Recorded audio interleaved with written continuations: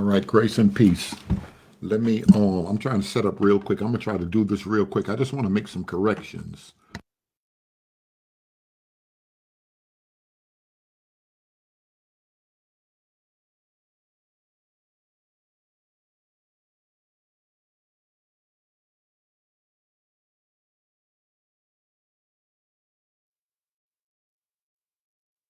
All right, I just want to make some corrections. I want to share some stuff. Let me bring somebody on. I can't lie. I have a lot of people. I have a lot of people that sent me emails, sent me all type of slides they're teaching on, books, PDFs, all type of stuff concerning this Christmas tree. This Christmas tree is a big issue. Hold on a minute. I got somebody on here, and we're gonna really get into it. But before I do, because I want to be fair, I gotta read this right now. I didn't even want to wait.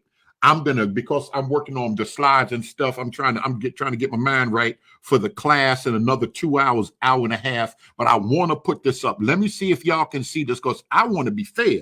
This is more than the Christmas tree when we deal with Dante. He's one of the main persons putting sources out here. So we want to make sure that the methodology is right and exact. So it's deeper than the tree. Now, remember, Berean never pushed the tree.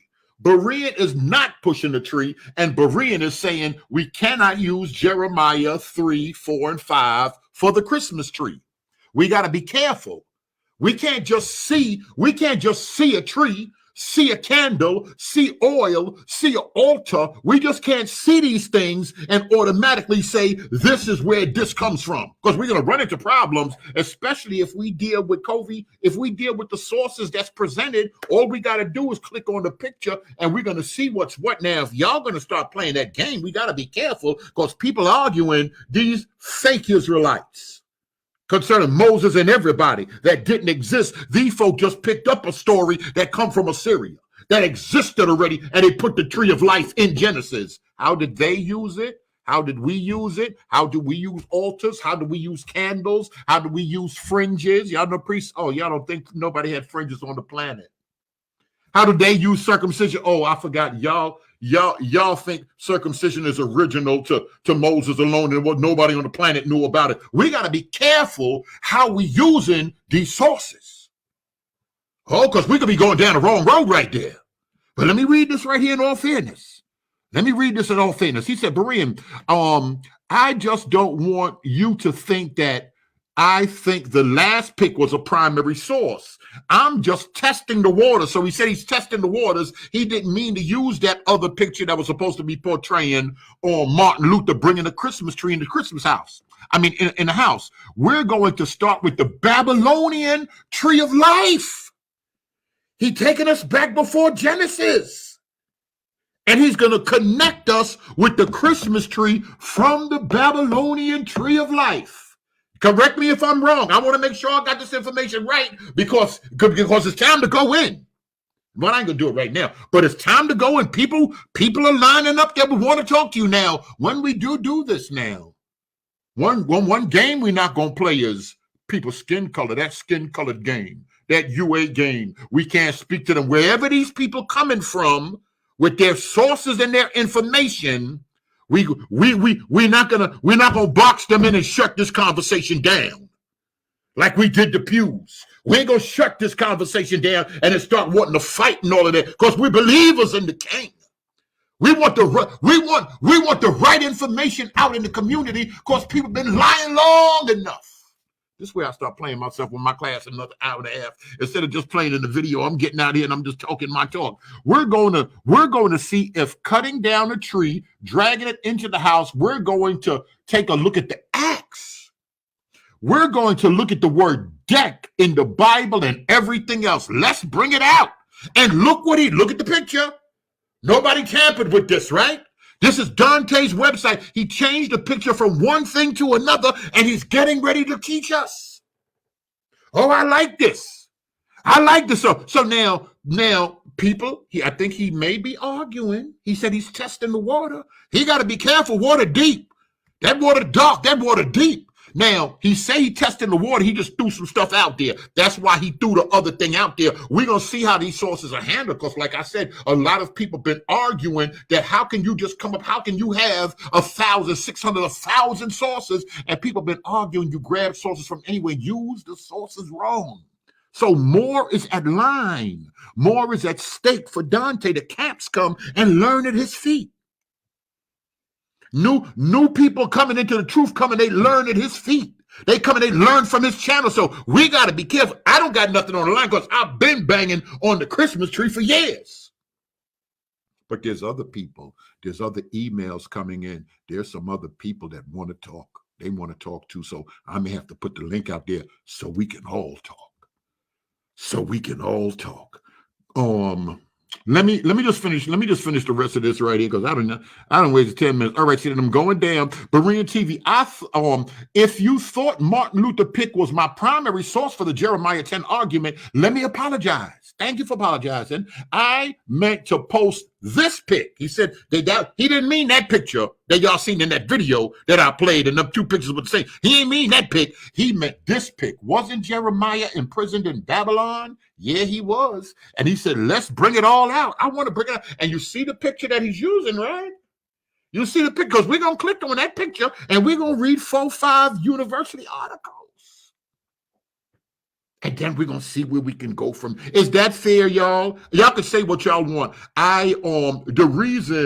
The reason that I'm saying this is because I feel when it comes down, good to see you, Apostle. When it comes down to this messianic movement, a lot of these dudes that got channels, they had small channels. A lot of people as Israelites, they built YouTube channels messing around with Berean TV. They weren't heard of till they jumped on Berean TV. So I feel that I've helped the community enough that I could speak my mind. I even said, yo, maybe everybody got to get together and have a statement of faith. So always trying to help. Always trying to help. So don't make me the devil. Don't switch it up and say, I love the Christmas tree. I love white folk. Don't do that. Don't play the game. Let's be careful and not play this game because truth is going to come out. And that's what we want, Dante, right? You want truth. I want truth. I want to know how sources being used. I want to learn. I'm here to learn. So we said that picture with the first tree inside the house in Europe with Martin Luther in the 16th century, he didn't mean to use that picture. He meant to use this one. Now, matter of fact, let me put the link out there in case Dante, anybody want to jump on. In case anybody want to jump on and discuss this right here. I got a class, but if anybody, this is very important. Christmas time is over, but Berean summertime. Yolanda, them, y'all know them. Y'all know my mind ain't right. G-Con, they know the dead of summer. 4th of July, I'm talking about the Christmas tree. So I got a record to talk about it. I got a record. He talking about where the link at. I already got it. Come on, G-Con. Every time, I ain't going to get out of here. Let me just, Boo, come to the microphone for a G-Con. Come in here. Good evening. Good evening. Can you hear me well? You sound fine. Great. There's one thing you forgot to say, man. There's one thing you forgot to say. If we're going to do this. Shout out to Dante. Shout out to Dante. I gotta say, Dante's a boss in this thing here. We're not gonna. I had his book before I was even in this. I had that other book, as it was in the days of Noah, and I finally get to meet him. We finally get to converse and share information. Now, I don't have to say fair use, do I? Because I have a video of yours here. No, I'm okay with it. What are your thoughts on this? What are your thoughts on this whole thing? Because like I said, it's bigger than this. Of course, you the devil, Orthodox, more than he a devil. Everybody a devil. Anybody that got a question is a devil. Anybody that trying to think is a devil. And that scares me a little bit. And I was so backed in the corner. I was like, yo, I don't want no beef. I like the fact that people can come together and talk, but it seems like this thing is coming to a boil. So I get out here with sometimes I'm scary. Israelites were scary a little bit. I ain't gonna act like I wasn't scared. Listen, this is part of human nature. I'm scary. I'm like, but maybe we should just leave all of history alone. Had Ella Wiggins on. Shout out to Ella Wiggins. I said, maybe we should leave all of the history alone. I already said I was going to leave the pews alone, maybe. And we already stated that if the pews, whatever's on the pews, that have nothing to do with history. I mean, that have nothing to do with Israel. I said, maybe we should drop the pews. We should drop the Israel the history talk. Maybe we should drop all of this in the name of peace. But truth doesn't work like that. Truth just don't work like that, Abu. And I think that I'll be compromise it if I was to put some things down. Now, I got on and I said, listen, don't even call that church people dealing with them pews and all of that stuff. Immediately, I can't lie. One thing about Pastor Kelly, shout out to him. He hit me, said, yo, thank you that you even put that out there and just say, tell him just to leave it alone because that's his family thing and all of this. And they changed the thing and they changed it back what's on the pews and their website and all of that stuff. And they said, because of you, Abu. It says, because you, Abu, they say you come from the Vatican. They say you a trained Jesuit and you come to terrorize the community. But I'm going to put that to the side. I'm going to put that Illuminati Jesuit, I'm going to put that to the side and we're going to look at the information. What do you want to share concerning what you saw Dante posted? He didn't mean to post the other one. He meant to post this. What do you think? Well, first off, I appreciate Dante's post, and I would say I'm looking forward to the argument that he's going to develop. So far, he hasn't really developed it yet.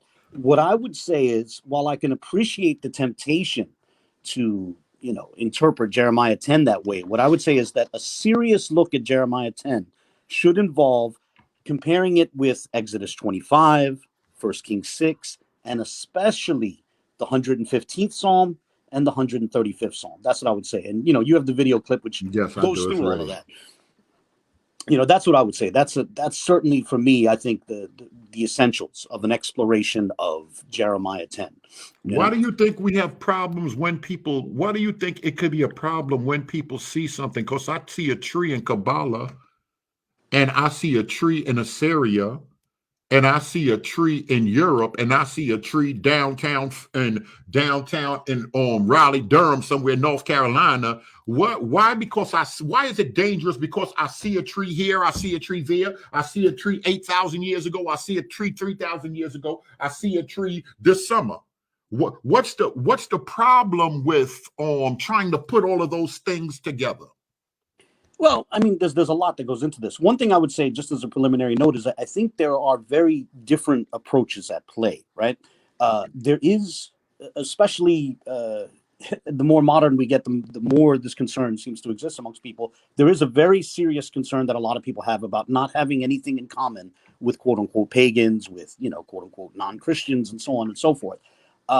I, for one, historically, I think it's not necessary to take that approach, that it is possible, for different cultures to have things in common. But then, of course, others, I don't really go down this road, but others would also say there's also a concern about parallelism and, making false connections, on trivial matters. But the main thing for me is I don't think we necessarily should be bent out of shape about, having minor things in common with other cultures and stuff like that. That's, I think, especially if it's going to be something like the tree of life. Like if we're going to say the Assyrians had a vague notion of the tree of life, and the Christmas tree is supposed to be connected to that puts us in a weird space where it's almost like you're saying the Christmas tree is an attempt to depict the tree of life, which is something that I imagine a lot of even people who use Christmas trees don't necessarily think of. It's almost like you're giving biblical sanction to the Christmas tree. But whatever the case, there is a methodological point here about the assumptions we bring to the table. Can we have nothing in common with other cultures, or is it possible for us to have things in common? Like, for example, flood stories. Most people can understand that, right? Yes, it turns out that Sumerians have a flood story, that isn't a reason to jettison our own flood story. And then it begs the question, how far do we go with that? Yeah. You see this right here? Somebody said y'all want to drop history because history exposes everything. Oh, no. Who want to really drop the history? I said I want to have peace, because folks started getting attitude. Folks started banging even on Israelites, their very own people, that were questioning certain things that took place, dealing with history. So who really want to drop it? See, I'm confused that some of these Bible thumpers can't see when they deep in religion and following where everything you said, your leaders say, take me to your leader. Everything the leader says is right, because you want to believe. Most people are going to walk away believing anyway. Remember, at the same time, I got to keep reminding y'all, Berean been banging on the tree. That tree ain't Bible. That tree ain't original to the church. But my position has not changed. Don't let a devil Don't let, cause I'm gonna tell you, Kofi, I'm gonna tell you how these folk move. This chess not checkers. Don't let a devil all of a sudden. Berean is promoting the tree when Berean is saying the methodology. Some things could be wrong. Don't slip because you see an altar. Mean an altar in Santeria is the same thing as an altar in the days of Moses in Second Temple period. It's the same thing as an altar you see with Anton LaVey and them. Let's just be careful. That's all I'm saying. That's all I'm saying. Does that make sense? Does that make sense? Now let's see what a devil do. Because everybody's leaders, everybody got videos. Let's see what a devil do. A devil will try to shut it down. A devil will try to twist it up. A devil will want to fight. A devil will want to get mad. A devil will want to change the subject and get on skin color. And you love the white man. And a devil will want to switch it up. We got some devils in here. And the devil going to get exposed. Type of one if y'all want to dig into all of this history. Oh, I'll make this. I promise you, I'll make this my full time. I'm talking about. I'll make because I've been praying about a devil. What a devil do? We could go back and we can examine every single thing.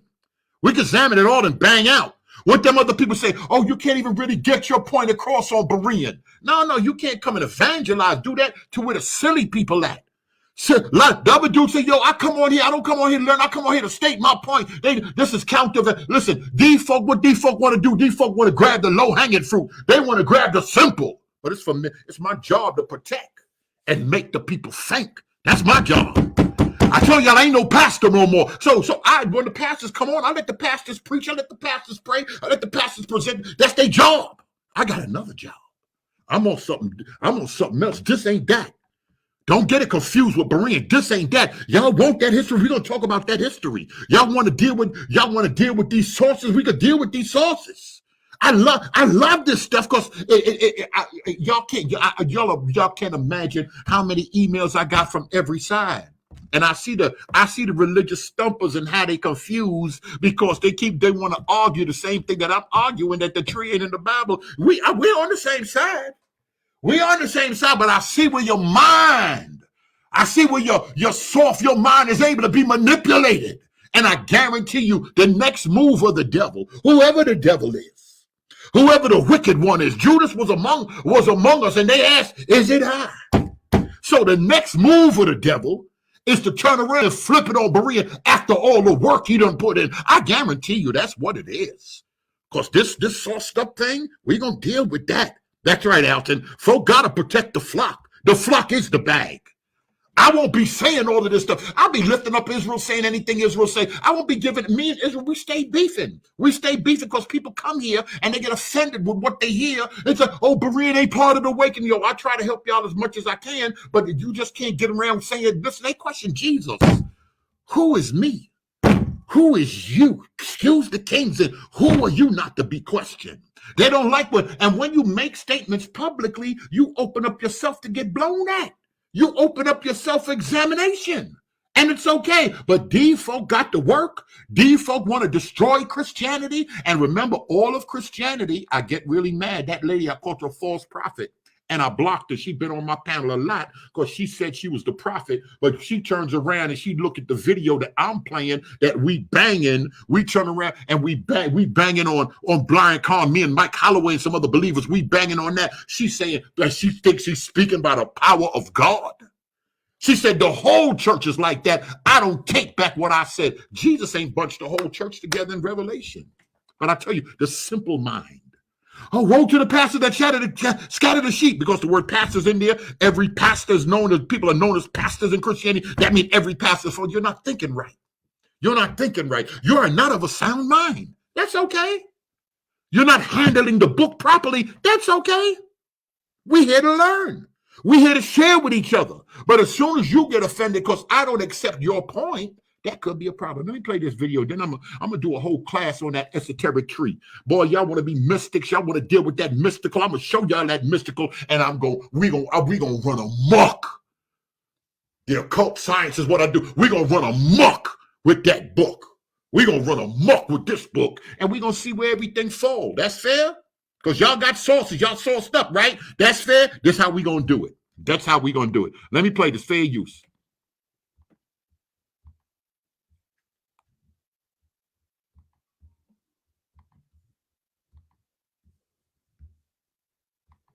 Cohen and Stephen Kangas's 2010 work Assyrian Reliefs from the Palace of Ashurbanipal II, or Ashurbanipal II, A Cultural Biography. And this book was published by the museum at Dartmouth College. Now, on page 203 of that work, there's a discussion on what can be inferred from these depictions about the fabrics which were employed by the Assyrians. And in the midst of that discussion, they make this interesting observation, quote, as the reliefs show, the textiles also had fringes and tassels, end quote. Now, think about the implications here. In these Assyrian reliefs, the figures which are tending to the relevant trees are wearing fringes and tassels. You know, I got to see one of these reliefs at the Princeton Art Museum, and the plaque there likewise explicitly refers to the figure as wearing a fringed garment. Now, the reason why I'm bringing this up is because it raises a methodological question. If the Assyrian reliefs depict figures wearing fringed garments, does that mean that fringes are therefore prohibited? Like, are you not allowed to have fringes on your garment simply because the Assyrian reliefs depict figures wearing fringes on their garments? Now, note that fringes and tassels are discussed in the Bible, for example, in Numbers 15:38 and also in Deuteronomy 22:12. Now, if the answer to that question about whether or not fringes are prohibited simply because they appear in these Assyrian reliefs, if the answer to that question is no, that would introduce this helpful rule of thumb. Just because something appears in an Assyrian relief, that does not mean it is therefore prohibited. Such a rule would undermine the polemics which appeal to these reliefs. Mere superficial similarities do not establish what is permissible or prohibited. And so one is not actually making a substantive argument when they say, hey, your Christmas tree sort of looks like this tree in this ancient Assyrian relief. Well, with that, let us now turn to the third section of this video, in which we are consulting the Bible. And this is probably the most important section of this video. Now, the most popular polemic against the Christmas tree, at least from a biblical perspective, argues that it's explicitly prohibited. The Christmas tree is explicitly prohibited, according to this polemic, in the 10th chapter of Jeremiah, a text which refers to a tree being cut down, worked over, stood upright, and decked with silver and gold. So I'd like to look at the Hebrew text of Jeremiah 10 and propose that it is not referring to simply the cutting down of trees and decorating them. Otherwise, it would contradict other texts which order or command precisely that. For example, or at least record that practice in a non-prohibited way, in a permissible way. For example, if we compare Jeremiah 10 with the 6th chapter of 1 Kings, so 1 Kings 6, we see the same Hebrew word for tree, etz, is used in Jeremiah 10:3 and 1 Kings 6:23. The latter verse simply has it in the plural and in the construct state. So too, the same word for gold, zahab, is employed in Jeremiah 10:4 and 1 Kings 6:28. Both texts are referring to the cutting down of trees, working them over, and decorating them with gold. But the latter, i.e. 1 Kings, is referring to the making of the statues of the cherubim in the inner sanctuary of Solomon's temple. And we see the same parallels when comparing Jeremiah 10 to Exodus 25, which refers to the formation of the statues of the cherubim, which were atop the Ark of the Covenant. You see, we see the same word for tree again, etz, in Jeremiah 10:3 and Exodus 25:13, and again with the latter simply being in the plural and the construct state. And the same word for gold, zahab, likewise appears. Beyond that, these texts even use the same verbal root when referring to the relevant work being lifted aloft, right? Exodus 25:15 uses the verb laset, which is the active form of the verb, while Jeremiah 10:5 uses yinasu, which is the third person plural imperfect of the passive form of the verb. Now, in short, this is the same verb in active and passive forms. Now, of course, this begs the question, if Jeremiah 10 is not simply referring to any instance of cutting down a tree and decking it with gold, right? Because obviously we agree that Jeremiah 10 is not prohibiting what's described in 1 Kings 6 and Exodus 25, right? So if Jeremiah is not simply referring to any instance, right, of cutting down a tree and decking with gold, then what precisely is it referring to? What is this passage prohibiting? Well, I would propose that to understand what Jeremiah 10 is referring to, it should be read together with the 115th Psalm and the 135th Psalm. All three texts note that the relevant work is decked with kesef and zahab, silver and gold. Jeremiah 10:3 describes the object as ma'aseh yedei harash, a work of the hands of a craftsman, while Psalm 115:4 and Psalm 135:15 both describe the object as Ma'aseh Yadei Adam, a work of the hands of man. Note that both are described as Ma'aseh Yadei, the work of the hands of someone, right? But here's the most significant part. Jeremiah 10:5 says of these works, Lo Yedaberu, they cannot speak. Now, who thinks a Christmas tree can speak? Notice the same phrase appears in Psalm 115:5 and Psalm 135:16, but also notice that just before that, the Hebrew text reads, Belahem, they have mouths. In short, the 115th and 135th Psalms are clarifying what Jeremiah 10 is referring to, statues which have mouths, but which cannot speak. These are the works of the hands of craftsmen, overlaid with silver and gold. And in light of what we read in Exodus 25 and 1 Kings 6, I would add that Jeremiah and the Psalms are not referring simply to any statues, but rather more specifically to statues employed in idolatry in the work. Oh, I'm sorry. I got to stop this for a second. You want to address that on the screen right there? Somebody said Abu is trying to connect two different subjects. That doesn't work here. Maybe I know y'all a couple of seconds behind. Abu, you want to come and you want to address that right there? Because I know some people are going to be thrown off. People asking me about the dude, what's the guy Pete named? Them folk down there in Europe like painting their face black on certain times of the year, running around here with some costumes on. There's a little confusion when we're trying to work on something, when we're trying to deal with a subject, when we're trying to show how people make connections and how the one thing don't match with the other. There's a little confusion. You want to come, Abu, you want to jump on here and address some of that whilst I'm waiting to look at this comment? Sure. Because we don't want nobody off. Go ahead. Regarding Sedek's comment, and first off, I want to say thank you to Sedek for his comment. I respectfully disagree. I think what's on the screen shows that Jeremiah 10, the 115th Psalm, and the 135th Psalm are indeed referring to the same thing.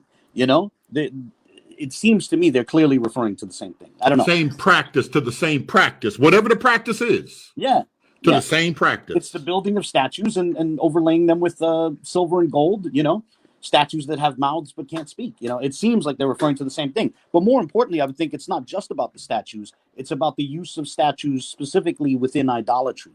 You know, because obviously the statues that are mentioned in Exodus 25 and 1 Kings 6 are not forbidden. That's correct. That's correct. All right, you clear on that, brother? We want to make sure we stop and talk. And one thing we don't want, like I said, we don't want nobody throwing the conversation off, changing the subject, trying to protect any information. Somebody hit me last night. Oh, you were trying to protect Pastor Ryan. All right, ain't no protection. Ain't no protection. Y'all want to talk? We're going to stop. We're going to talk. We're going to ask questions. Don't change no subject. And remember, Dante locked into this right now. Berean ain't lifting up no tree. Don't change the subject. Berean ain't never lift up no tree. Don't change the subject. We're gonna see who move like a devil now. Fair use. We're gonna see who move like a devil now to protect the religion and the minds of supposed to be y'all's people. Worship of other gods. This has nothing to do with Christmas trees. Now, having said that, let's now consider some verses which might be interpreted positively towards the Christmas tree or the use of evergreen conifers as symbols. The first example is admittedly a lighthearted one, but nonetheless, I personally like Isaiah 14:8, which includes the phrase, Broshim Samhu, the cypress trees or fir trees rejoice. Note that these are evergreen conifers which are rejoicing. Now, I appreciate that different people take different approaches to Isaiah 14, but however one wishes to interpret the chapter, the gist of this verse is that even the evergreen conifers rejoice at the fall of an oppressor, at the fall of evil, and at the arrival of divine justice. Even if one wishes to treat the text as highly metaphorical, one could still say that the evergreen conifer can be used as a symbol of the celebration of the triumph of God's plan. On a side note, however, one might rightly object that applying this verse to Christmas trees can be a bit awkward when it's noted that the same verse, Isaiah 14:8, states that these trees are rejoicing at specifically the fact that one who used to cut them down is now gone. So there's no one to cut them down. That's what the trees are celebrating. You know, it's precisely for this reason that I love the practice of displaying Christmas trees which still have their roots, and thus Christmas trees which can be replanted after they're used as a display, as a symbol. You know, aside from any environmental concerns, having Christmas trees that can be replanted fits easily with Isaiah 14:8. You know, you could say We might describe the metaphor this way. We could say, or the application this way. We could say, they join us, they rejoice with us, and then they return to the wild. I don't know about you, but personally, I think that's beautiful. But whatever the case, moving on from that lighthearted example, we can now consider the 55th chapter of Isaiah. Verse 12 predicts a future in which you will go out in joy and be led forth in peace, during which time all the trees of the field shall clap their hands. Then verse 13 states that instead of the thorn shall come up the fir tree. And once again, we have this word brosh, referring to evergreen conifers. Then the text states that these trees will be part of an everlasting sign. Think about that. Think about the evergreen conifer serving as an everlasting sign of a hoped for future joy and peace. It seems to me that would make them very appropriate for Christmas, serving as symbols, which is to say, serving as symbols for the Feast of the Nativity and celebrating the incarnation and birth of Christ, our Lord. And then one last verse, which is worth considering, is Isaiah 60:13, the 13th verse of the 60th chapter of Isaiah. The verse refers to the cypress tree, the fir tree, and the box tree. Now, perhaps your preferred translation might be slightly different, but the text is referring to different kinds of evergreen conifers. And then God declares that these evergreen conifers will be employed, quote, to glorify the place of my sanctuary, end quote. Now, one might object that the verse is not referring to Christmas trees, but even if you treat this as a secondary application of the verse, precisely this verse comes to mind when I see these beautiful setups where evergreen conifers are employed to decorate churches during the celebration of Christ's incarnation and birth. At the very least, Isaiah 60:13 touches on the permissibility of employing evergreen conifers to glorify and beautify the sanctuary. And the Christmas tree might be seen as one fun and, frankly, pretty example of such. And by the way, the same three-word phrase, which is used in Isaiah 60:13 to describe these different evergreen conifers, brosh, kidhar, utashur, that same three-word phrase is also found in Isaiah 41:19, a text which refers to a future in which the destitute will no longer thirst and even the desert will bloom. So again, not only can evergreen conifers be used to beautify the sanctuary, but so too they are a sign of our future hope. That's from the Bible. And now we'll close this video with our fourth and final section, in which we consider some insights from the rabbinic corpora. The first text, which we will take a look at, is from the Babylonian Talmud, Tractate Gittin 57a. If you go to the bottom of that page or that daf, it is stated at one point that there was a tradition such that when a boy child was born, a cedar tree was planted, and when a girl child was born, a cypress tree was planted. The text is referring to evergreen conifers. And now think about that. If anyone ever says that it's dumb to associate evergreen trees with the birth of Christ, note that even according to ancient Pharisaical sources, there was a tradition of associating evergreen trees with the birth of a child. And some ancient Jews took these evergreen trees quite seriously, as the Talmudic text goes on to state that they even got into brutal brawls with the Roman soldiers over, disregard which the Romans had shown for those trees. But that aside, also interesting, the text states that when those children came of age, wood from the trees which were planted at their births was used to create the canopies for their weddings. Now, I'm not sure how far others want to take that analogy, but I imagine some within the bride of Christ, the church, will find that idea interesting. Planting an evergreen tree in association with the birth of a Jewish child, and then using that in the wedding of that child. Whatever the case, here's another interesting thing about that particular page of Talmud. While the portion about the evergreen trees being planted to celebrate the birth of children appears at the bottom of the page, if you scroll up to the top of the page, there is an unrelated text which contains an infamous polemic against Jesus. Now, some editions of the Talmud, like the one on your screen, are censored and thus vaguely refer to a certain seigneur of Israel, but other editions more explicitly refer to Jesus. Now, the relevant polemic is an interesting one, and I may make a video on it in the future, but I mentioned it here only to point out the irony. Others are invited to stop for a second and smile at the fact that there is a single page of Talmud which mentions both Jesus and planting evergreen trees in honor of the birth of a child. Now, the two texts are unrelated, and that's precisely why it's ironic. The juxtaposition was unintentional, yet Christians might nonetheless find a reason to smirk. Whatever the case. Now, before we look at one last text from the rabbinic corpora, I want to note a biblical text, which I could have brought up in the previous section, and that being the 104th Psalm, specifically the 16th and 17th verses of the 104th Psalm.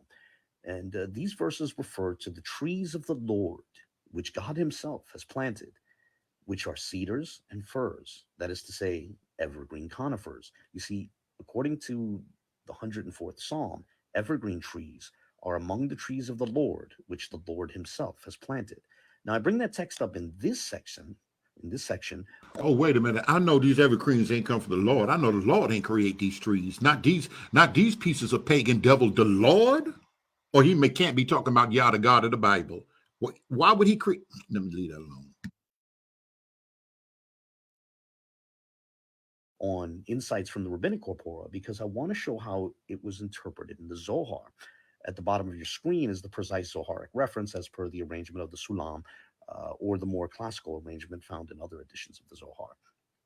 Now, commenting on the 104th Psalm, which is the psalm we just considered, the Zohar notes that verse 17 states, quote, Hasida broshim beta, the stork, evergreen conifers, are her house. In other words, the stork uses the evergreen tree as her house. Now, the Zohar comments, quote, because of this, or for this reason, she is called Hasida. Chesed, which is to say mercy or kindness, emanates from her. And then the Zohar goes on to connect that chesed with Genesis 1:3, stating that it is the primordial light, as it is written, and God said, let there be light. So the next time you see a light atop a Christmas tree, remember that the Bible lists evergreen trees among the trees of the Lord and lists them as a home for the stork. Then remember that the rabbinic corpora treats that biblical reference to the stork and the evergreen tree as an allusion to God sending forth light and a symbol of God's mercy and kindness. But if that's too much of a stretch for you, let's at least consider the insight of connecting the word for stork, hasida, with the word for mercy or kindness, chesed. The two words share the same root. The word for stork, hasida, might be thought of as a participle of the root, which gives us the word chesed. Therefore, it is not absurd to think of the biblical reference to the stork and the evergreen tree as an allusion to God's merciful kindness. Now, with that in mind, do you remember the chant at the opening of this video?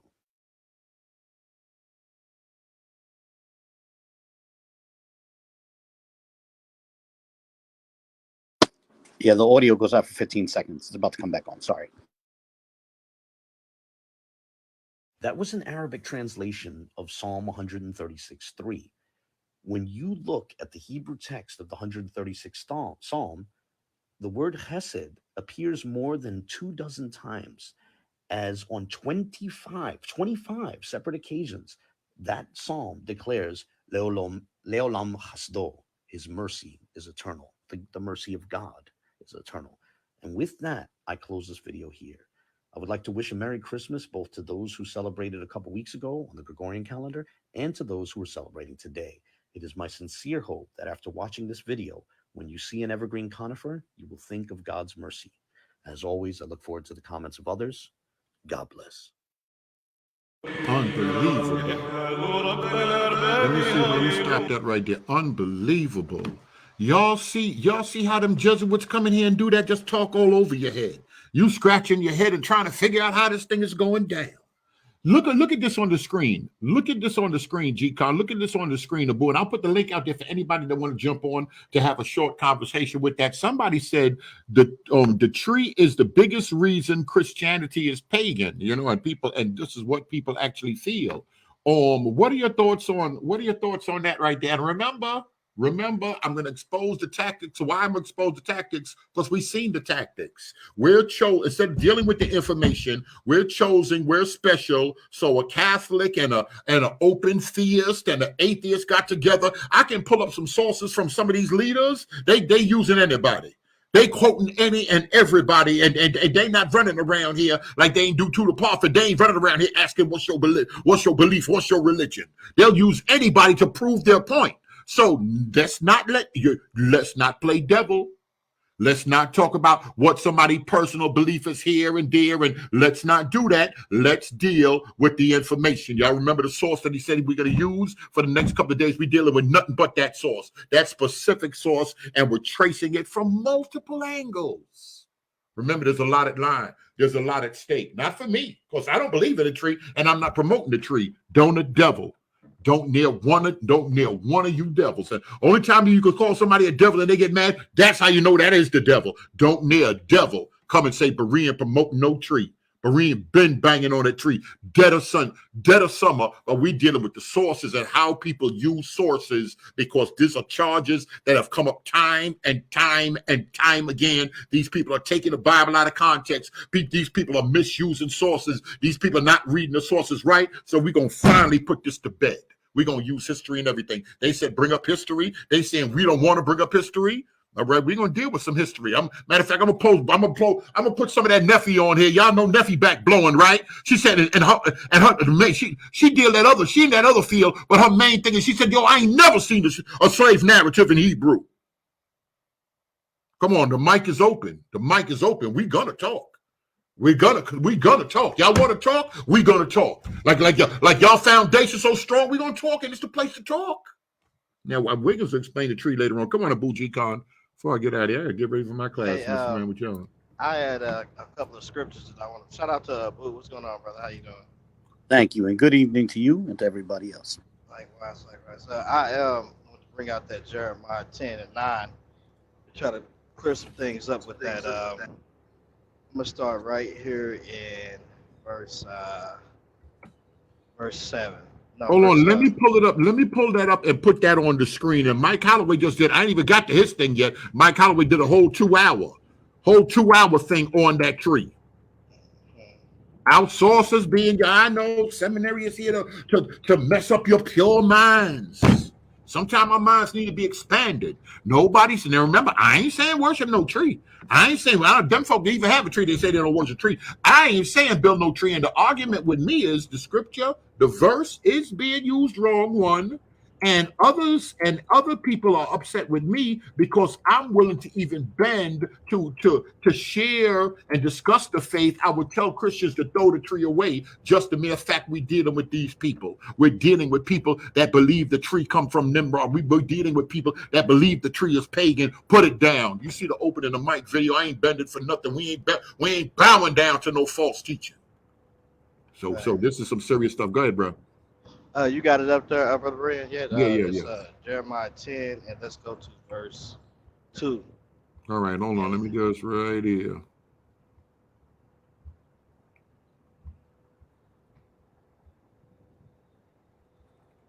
All right, so it says, thus saith the Lord, learn not the way of the heathen, and be not dismayed at the signs of the heaven. Now, while I got the brother Abu in here, Abu, do you know the Hebrew word there for dismayed this there? He might be muted. I don't know. I'd have to check the text. Okay, so let's look at the text, because I think that's very important, and I think that's what they kind of missing right there. So let's go right here to Jeremiah. Jeremiah 10. Let's go to 2. Let's look at the interlinear, and the Hebrew word there is hatat. I might be saying it katat. The Hebrew word there is katat. Hopefully I'm saying that right. Katat, which is 2865. H 2865. So it means basically to be prostrate, hence to break down, by violence, abolish, affright, be afraid, amazed, beat down, discouraged, to go down, scared or terrified, basically. And so the reason why I'm bringing that out is because this is how you know this is not talking about an actual Christmas tree. We're going to get into the context of what it's actually talking about. Let's look what it says. So remember, they're terrified and dismayed at the signs of the heavens. So anybody that know anything about the cultural context of this and some of the ancient Near East customs, that when they would see some things takes place in the heavens, like what is it? I'm going to say asteroids or meteorites or something like that coming down, comets and all of that type of stuff, immediately what they'll do is they'll go towards the work of building idols to pray for their idols, that their idols may save them. So this is not talking about any Christmas tree. They're not going taking a Christmas tree. They're actually going to go make idols because they're terrified or dismayed at the signs in the heavens of comets and things that cause them to go into fear. And they prostrate themselves basically because of these things. So let's keep reading. Look what it says. It says, for the customs of the people are vain. For one cutteth a tree out of the forest, the work of the hands of the workmen, which work the axe. They deck it with silver and with gold. They fasten it with nails, with hammers, that it move not. They are upright as the palm tree, but speak not. They must needs to be born, because they cannot go. Be not afraid of them, for they cannot do evil, neither also it is in them to do good. For as much as there is none like unto thee, O Lord, thou art great, and thy name is great in might. So if you look at it, it says, who would not fear thee, O King of nations? For to thee doth it appertaineth. So look what it says. Appertain, I'm sorry. For as much as among all the wise men of the king of the nations, and in all their kingdoms there is none like unto thee. So if you look at it, it says, but they are altogether brutish and foolish. The stock is a doctrine of vanity. So they'll even take the stock of the tree and take that as a totem pole or carve that up. So here's a couple of, there's 11 things that's being done here. The first thing is they are dismayed at the signs of the heaven. Second thing is they cut down a tree of the forest with an axe. They deck it with silver and gold. They stand upon it upright and fasten it with nails so that it cannot fall over. Then they pray to it, but he says it cannot answer, right? It says they fear the trunk. They form into a god which cannot do evil or good. They fear. It says they are brutish and foolish. They teach a doctrine of vanities. They are ignorant. They're confounded. They are all false and erroneous. They gotta. So one of the things they gotta do, they gotta prove that early believers were putting up Christmas trees. Martin Luther, go all the way back. Anywhere you want to go. Anywhere you want to go, all the way up to Alton, and these folk run around and say they have a tree and ask, do they pray? Do we have anywhere where Christians are praying to trees? Hold on a minute. Remember, and Berean is not promoting no tree. I got to keep saying that because I know how a devil will move. Listen, Abu, you want to answer this on the screen right here? G-Con, look at this on the screen right here, because I want you, and I'm putting the link out there for anybody to jump on. As I'm talking, four more articles came in, slides came in, and people went, well, Rev Covey, if you want to jump on, let me know. And other people saying that they ready to lie. Folk lined up to talk. If Dante on there, he could come on here and get the whole floor, 2-3 hours, whatever he need. He could come get the floor because people want to talk. But let's keep it a little simple. Look at the screen. G. Conabu, listen to this. You Christians claim to be strictly biblical, but the tree is not connected to Christ biblically. Mm-hmm. Y'all hear again? Yep. And I gave another. Go ahead, deal with that first. Well, what I would say is, first, the video showed some instances, some verses from the Bible, which were positive in the direction of employing the evergreen conifer as a symbol in one sense. Or, even if you just say the text is using it metaphorically, it's nonetheless using the evergreen tree as one of its symbols, So I don't see what the problem is with using an evergreen tree as a symbol if that's what the Bible itself does, That's what I would say. It doesn't necessarily have to be literally about Christ, although, I mean, it's we can connect it to God's mercy in a certain sense, But whatever the case, I would leave it at that. I think I would ask Tzedek to share his thoughts on the verses which were shown in the video. And look at this. Look at the other post I put up. I'm putting a link. He can jump on here. Anybody can jump on here. Anybody can jump on. Come. We need the master teachers we need the master teachers to teach this thing.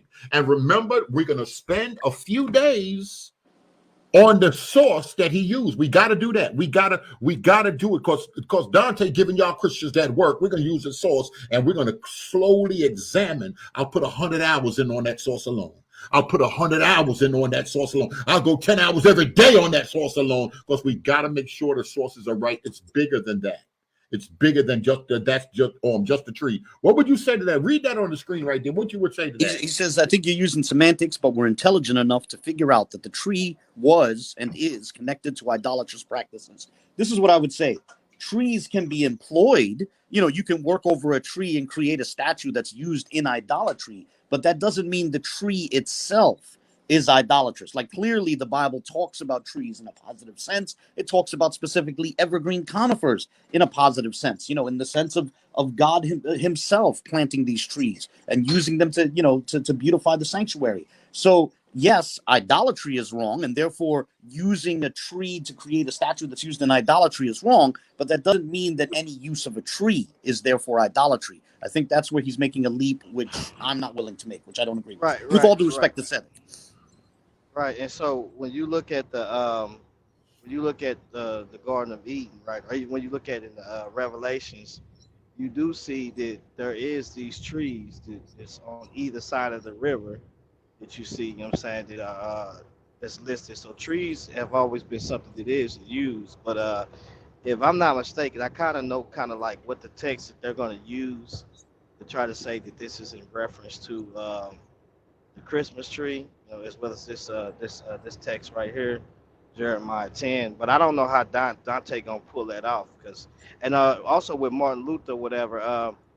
It depends on what he said, because I don't know the full context of it. Like, what did Martin Luther actually say? What made him say there were, these Christmas trees? Weren't they like 1600 or something, AD or something like that in that area? Yeah. That was just a few years ago compared to how. But Dante turned around. He said he didn't mean to put that picture up. He put the older one up. So there's a couple of articles we're gonna go through, and we're gonna deal with we're just gonna deal with how trees and symbols were used in Judaism, Christianity, and Islam, because we got sacred things that were considered sacred and we used for symbols. So I posted and I told him it could be trouble. We got to be careful, because if you want to go to Assyria, if you want to go to other places, there were trees being used, just like the author of Genesis used a tree for the knowledge of good and evil, and the tree symbolic of life.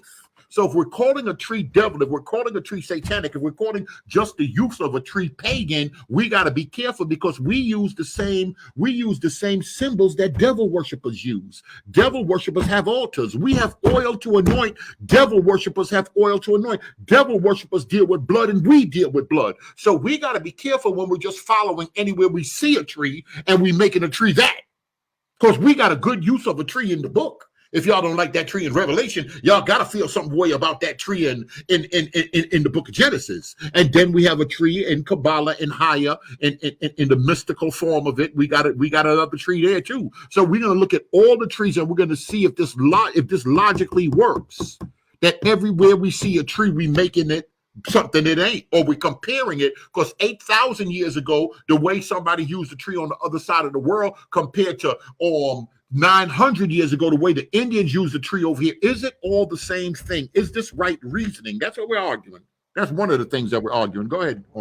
Let's say, if he say, because he put up a picture of some Babylonians, saying that basically the tree of life, saying that they're, they have some Babylonians, and then you have some priests, and then you have also some cherubims that has wings, or man that has wings behind them. And so let's say, he say, well, Martin Luther got that from that, it wouldn't really make a difference, because it still wouldn't be nothing that's basically, that right there. If you look, you have the Babylonians, right? I don't know if those are Assyrians or Babylonians. I believe those are Babylonians, right, Abu? Sumerians, or no, those wouldn't be Sumerians, but you have behind him, you have the people with wings behind them, which is cherubims, but they're leading them to the way of the tree of life. And so then, let's say that's the case, if he got that from that wouldn't really be a bad thing. That wouldn't be far-fetched, because we see that the tree of life is mentioned in many, ancient Near East people, to where they have the tree of life listed there. You see how you might have the angel at the top, or whatever the messenger at the top, or whatever, or the cherubim is protecting the tree. It's just like in the Garden of Eden, to where you have this cherubim who's keeping the way of the tree. And it kind of fits right there with Christ, because Christ says that He is the door. So Christ is what the cherubim is. He's basically the door that leads to that everlasting tree of life. You know what I'm saying? And so I think that it wouldn't be far fetched to say, if Martin Luther used that, you know what I'm saying, that was a bad thing. So I wouldn't even really make that argument. But I don't even think that Martin Luther was looking at that in that wise, anyways. So I read some of it, but I don't think he was really looking at that like that. Black Minister Jesus was bringing that stuff out, and if it's around 1600 A.D. when it came out, then you can't say that basically he took this thing from something that was, of old or whatever. But I don't know. But yeah, it's kind of weird though. But yeah, he used the Babylonian tree of life to make his point. I don't see how he did that. So Look at this. Look at this. But what do you think about this right here? Definitely, people would argue that. What would you think about this right here? You're talking about Hosni's comment? I'm sorry. What am I? 80% of Israel or of Israelite worship comes from pagan origins, especially temple worship.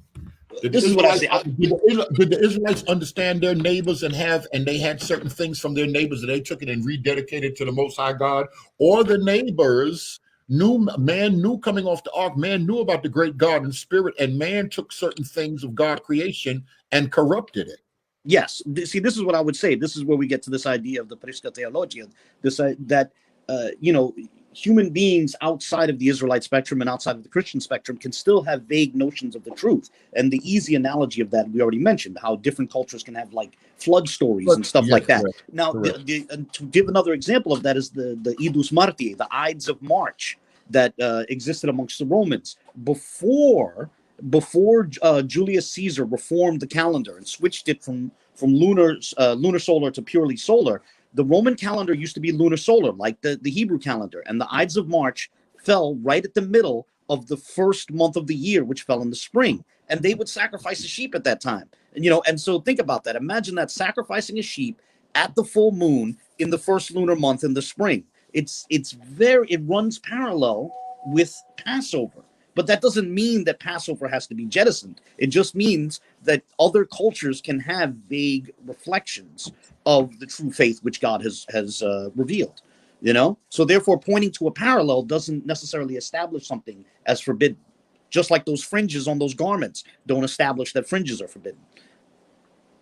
I think the fringes, I think that's excellent. I think that's excellent with the fringes. We gotta pull that out, because when we go down a stupid road, I can make that fringes and I can use that to prove that fringes are devil worshiping. Them guys on the corner, devil worshipers. Whoever wears fringes, devil worshipers. Does that make sense? Does that follow a proper line of reasoning? Here, let me put this on the screen. There's a lot of questions for you. And I'm putting it on here, and I'm putting that link out there for anybody to jump on, because I would have certain questions to ask these Christians.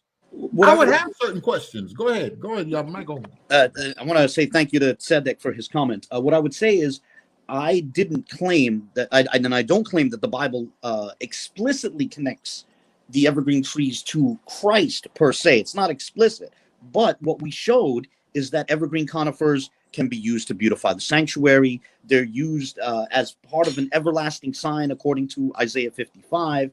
They're among the trees of the Lord, and there's even that question of why the text feels the need to talk about the stork, which sets her home in the evergreen conifer and so forth. A lot of this is interesting. Whatever the case, the Bible does use evergreen conifers as symbols. And so if it can be amongst our symbols, amongst our symbolic language for referring to biblical concepts, then, I don't see what the issue is, And I don't think it has to be explicitly connected to Christ by the Bible for it to be permissible. I'd say that. Oh man, see that it's stuff like that. That's a problem right there. It's stuff like that that's a problem. All right, let me see. I want to play a couple of minutes. I want to play a couple of minutes of this other bottle right here. I'm gonna play a couple of minutes of this right here. Let me see. I might have to stop that.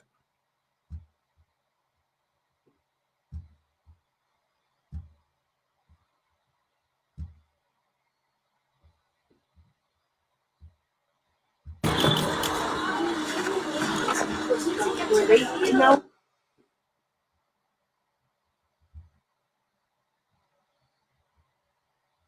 All right, wait a minute. I don't know, I did something. Let me stop sharing for a second.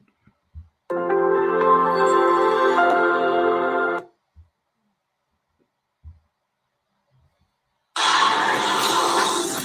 right, here I am. I got it now. I think I got it now.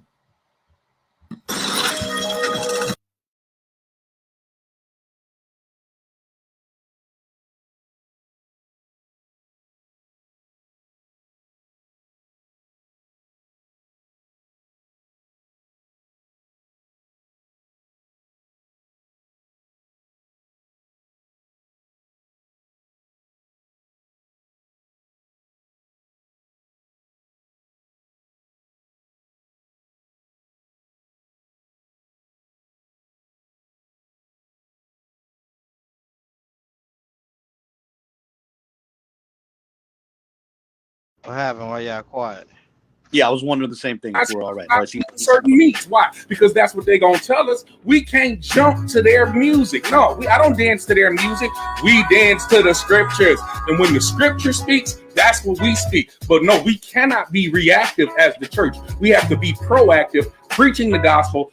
Wait a minute. Type of 1. Y'all can't hear this? Oh, so, okay, I'm good. All right, I'm good. Okay, all right. Fair use. Standing on truth. Whoever wants truth gonna get this truth. If you decide to go off to one of them false camps, then you left the truth. But we cannot be reactive when it comes to the gospel.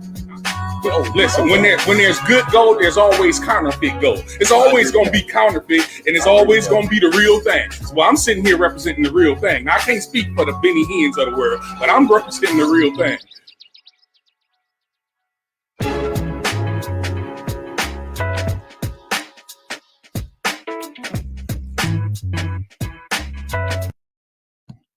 All right, what's going on, everybody? God bless you. Praise the Lord on this wonderful Saturday evening. If you're watching it live, we are here, and to God be all the glory. We certainly thank all of you who have tuned in thus far. We certainly would ask you, as we always do, those of you that don't mind, you believe perhaps this video can be educational to someone or help somebody or help to bring truth to somebody, or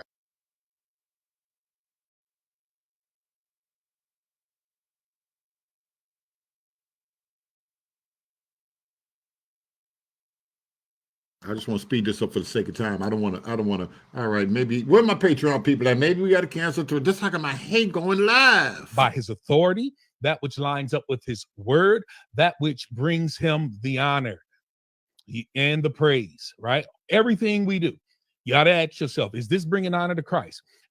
Is this bringing shame to the name of the Lord and Savior Jesus Christ, right? Or can I give God glory in what I'm doing? If the answer is no, then you should stop doing it. I don't care what. Do me a favor. If you think the Christmas tree is bringing shame to Jesus Christ, type a 1.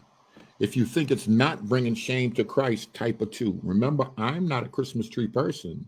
If you think it's bringing shame to Christ, because a lot of people use that Christmas tree and talking about, and I'm hearing them preach, come out.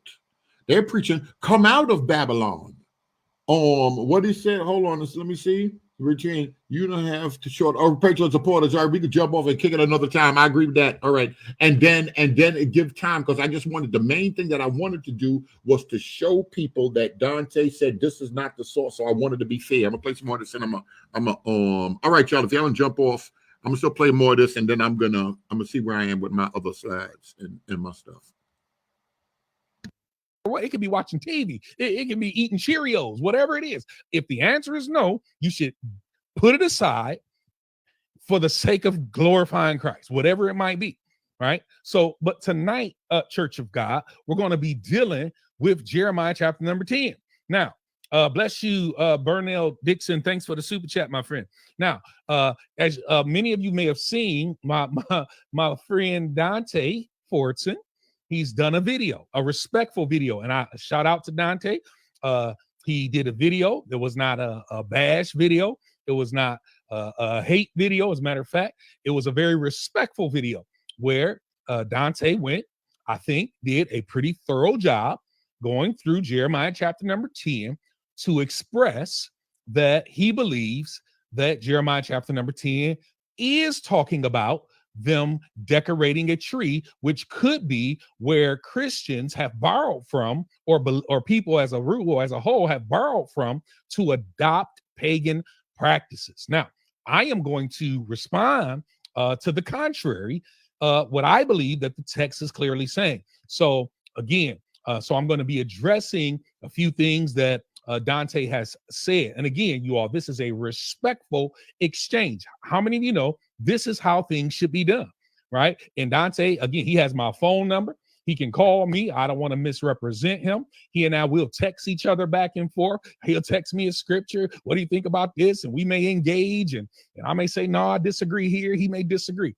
This is how it should be done. We should be able to have dialogue even when we disagree. Are you hearing me, y'all? Even when we disagree. So he did a video, you all. Those go check it out. All right, on his channel. And I'm sorry, and let me bring out one thing whilst I'm being that I heard that right there. Let me bring out one thing. No. I'm gonna do the class because it's different now. It's different because y'all got to remember, Mike don't deal with no connections with Israel and history. Mike don't have no problem. I don't have no problem. Mike don't have no problem, but being that so many people talk about the history, Mike can stay on the outskirts when it comes to certain things. So it's not going to be as much heated clashes. It's going to be this because people want to share this information. It's going to be some heated clashes dealing with this history and this information that's coming out. Now, I asked if y'all wanted to drop it, but people say we scared, we want to drop it. But in the midst of that, we can't have people making statements and then go turn around, one talking about somebody's skin color, about somebody's background. If we're going to do it, we're going to deal with the information. Mike don't have these clashes because Mike don't bother y'all about the information. I mean, with the historical part of it, that's one of the main reasons. Now, when we deal with doctrine, we've been dealing a whole bunch with doctrine. We spent years on doctrine. We spent some years on doctrine now. Y'all do agree, as a community, y'all do agree. One, y'all want to deal with that history. Y'all want to deal with that history, right? Type of one. I want to make sure. Because feelings going to get hurt. It don't make me no difference. I'm not lifting up Bereans. We can get into the doctrine later on. It don't make me no difference. If type of one, if y'all think that this is good, because folk gonna get mad. Folk are going to examine every single statement that is made. Y'all want to do that? I don't mind doing that. I think that's a good thing. I think ultimately we're both looking for the same thing. Myself, Dante, so many other people, for the truth to come out, the whole truth and nothing but the truth. So help me God. Don't get mad at me. All right, y'all, I'm going to get out of here. I'm going to still go get ready for this class. I'm going to show them a couple of videos. Y'all know I'm going to jump right back on. I got 2 energy drinks left. All right.